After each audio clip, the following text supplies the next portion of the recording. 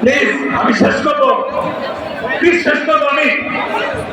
ওই দেশের দুটো বড় দল আছে, সারাদিন ঝগড়াঝাটি করে, কিন্তু একটা জায়গায় তারা একমত, তা হচ্ছে শেখ হাসিনা।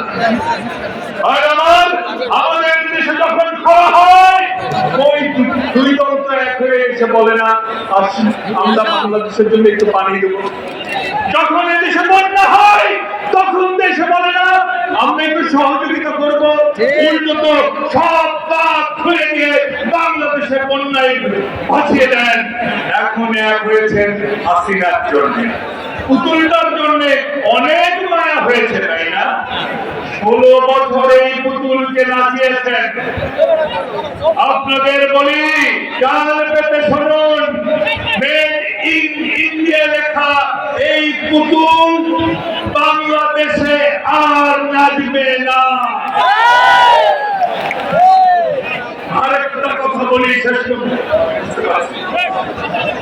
ওনাদের প্রতিরক্ষা মন্ত্রী বলেছেন সৈন্যবাহিনীকে প্রস্তুত রাখতে বলেছেন। আমাদের বক্তব্য, আপনাদের সৈন্য সংখ্যা কত?